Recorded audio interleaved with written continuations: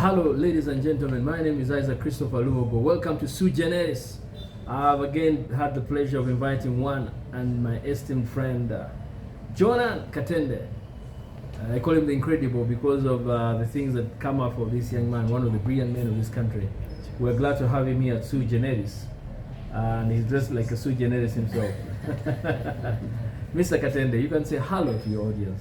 Yeah, hello everyone, I'm happy to be here once again. Thanks for the invitation.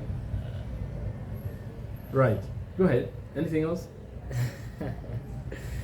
Yeah, keep safe. I think it's a very troubled world across the world. A lot is happening, so Yes. look out for yourself. Mhm. It's very important to stay alive. Whoa, excellent. There's something you told me one time before even we begin. We're gonna discuss about the immense power of AI. In my comparison, I would argue and say that AI is stronger than a nuclear bomb. And when I say that, people say, "What's wrong with this guy?" So, Mr. Katende, I know you are an expert of sort in AI. You've done lots of conferences around the world in AI. You have a chatbot, Justice Chatbot yourself, that does AI. If you are to comprehend the power of AI, am I right to say that AI is probably as strong as nuclear bomb? Well, part of the people that really want to regulate AI are using the same argument that AI is as dangerous as a nuclear bomb. Audibility, so our audience can hear you very well. Yeah, so part of the people that really want to regulate AI argue that AI is as powerful as a nuclear bomb. It's as dangerous as a nuclear bomb, and to that extent it must be regulated to the extent that only a few recognized, perhaps licensed researchers or scientists and companies should really be able to deploy AI models at a very, very advanced stage. Well, my opinion around that is a bit 50-50. AI is definitely more powerful than a nuclear bomb in the perspective that it has the ability to affect the entire civilization at a higher and a faster rate than a nuclear bomb will actually be able to do. Absolutely. Because I always argue that one of the highest principal values of a society is truth. And if you're relying on systems like ChatGPT as a source of information, then ultimately these chatbots and stuff like that can be able to influence how we perceive the world, what we believe about the world, and ultimately how we think. It has the ability to affect and disrupt everything we know around labor, because at the end of the day, like, machines at some level are able to do what human beings are able to do. So you're looking at AI replacing human labor. You're looking at AI creating new opportunities, new value propositions in that sort of regard. So because of its high level of disruption, you'll find that it is able to affect entire populations around the globe, regardless of where you are.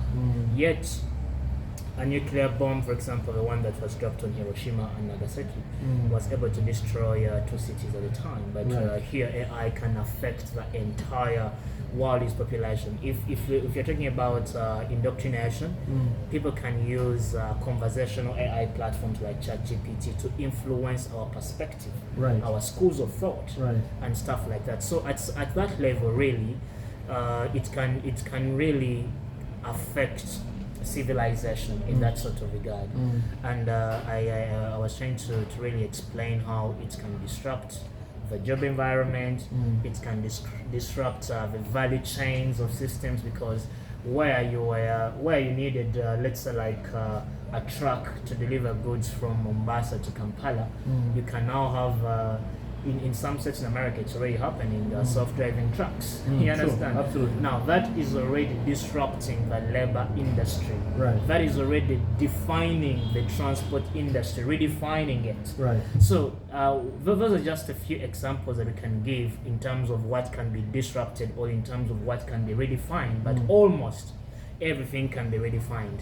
The other time we're talking about an AI which was used in China in a company. I think the AI was called Wang Yu, and this AI was told to replace the CEO of a company, of a gaming company. So the company, I think, is called NetDragon. Before you knew it, the AI was performing much more better than the human CEO. Now that's a very high advanced level of deploying AI systems in terms of its ability to predict where the market is going, what decisions to take, things like that. Now, if an AI can be used actually to replace and run your job as a CEO, then ultimately there is a lot that is at risk. That just one nuclear bomb put, let's say, like in one part of the world, might not really be able to affect, to put on the same level of effect. Right. Yeah. However, the power of a nuclear bomb and I think it's important for us to clarify that we are talking about disruption in terms of civilization, in terms of value chains, in terms of work labor force. But the effect of a nuclear bomb is significantly different, because we are talking about, for example, loss of lives. If we are to compare, look at the nuclear waste that happened in Russia. Right. The Soviet Union at the time. What's that place? Chernobyl. Yeah. Yes, Chernobyl. The Chernobyl nuclear waste explosion. Right. Look at how many people were affected. So, as far as nuclear energy is concerned, really, you are going to have an immediate number of people die. In fact, it's partly why the Nobel Prize was invented. It's because a gentleman called Alfred Nobel, who had invented the dynamo and other things that would later turn out to be very destructive, used in war, realized that in time, if you were to leave a very good legacy behind, then he should as well start the Nobel Prize. And the Nobel Prize, of course, is a prestigious award across the world, but founded partly to cover for the footprints of a gentleman that had invented a very destructive thing. Now, in comparison, then we would argue that nuclear power, nuclear energy has turned out really to be a bit destructive in terms of its effect on the environment, direct impact on the environment, direct impact on the loss of lives of the people. That's why it's largely regulated, but extremely very few countries possess this nuclear energy. One gentleman argued and said that nuclear has no use in the world, because at the end of the day, no country can deploy it at its own luxury. Because if Russia were to use, for example, nuclear energy during the Russo-Ukrainian conflict, was it Biden who said that they would put Moscow to ashes in a split second? So at the end of the day, like, if you're to deploy nuclear energy, other people are actually going to use nuclear energy against you, so everyone is a bit hesitant. Right. However, when that gentleman said that, other people responded by saying that at least if Russia didn't have nuclear energy, it wouldn't really have, at some level, a bargaining chip against other superpowers.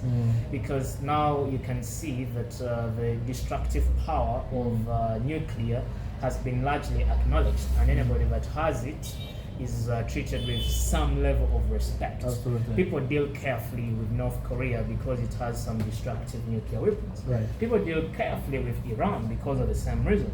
And people do not, of course, deal carefully with Uganda because it does not possess the same. So I was just trying to throw light on clarity that the effects are different, but the extent to which they can affect and the speed to which they can affect also differs significantly. Absolutely. Yes. I was amazed to discover that actually the guy, I forget his name, either Geoffrey or something, who actually discovered AI, stumbled on it by mistake. I was incredibly amazed when I was going to listen to him. Yeah. And this is something he said, by the way, it just came as a mistake, and then I discovered the potential of it. I was trying to comprehend the how algorithms work, and then the different forms of algorithms. I was listening to some guy from Harvard who was teaching, I think, advanced algorithms in terms of how AI works. But the point I want us to make is, what you made clearly is that the dominance of particular individuals or countries to have the power to supervise others because they have big bullies under the guise that they have nuclear bombs is overtaken. Last time I was talking to Professor Golling in Germany, and the argument was that what you can comfortably do using AI in Africa or in Uganda for say, could be the very same thing that is being used in England or wherever, at the same time, at the same speed. So now there's that interconnection. So the ability to do things at a faster rate everywhere is in itself a power in itself.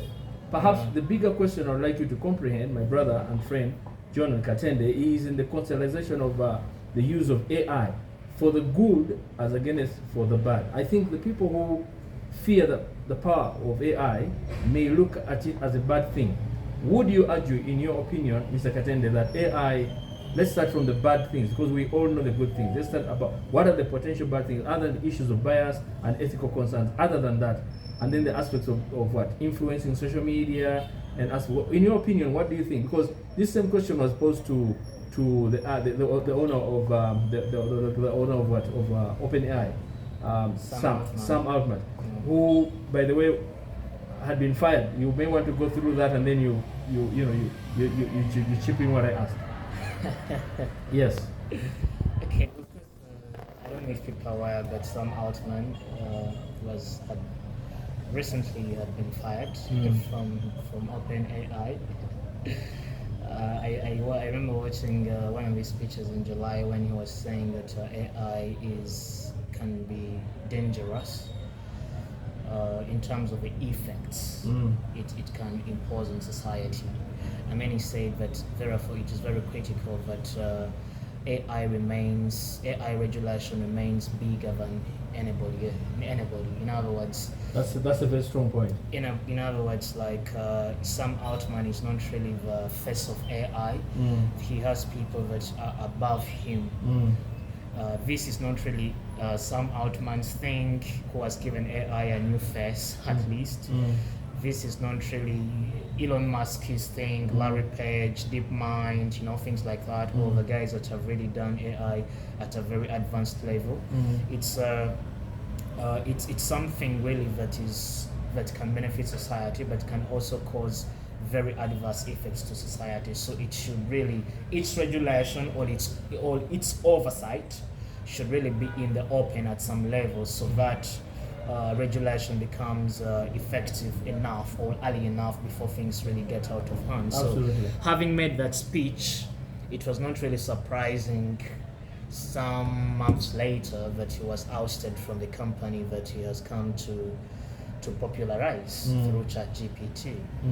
And the board, well, from his own statements, he says that they gave him an abrupt call, told him to jump into a Google Meet meeting, and then of course he was informed that he had been fired. Immediately after, they called Greg, who was the president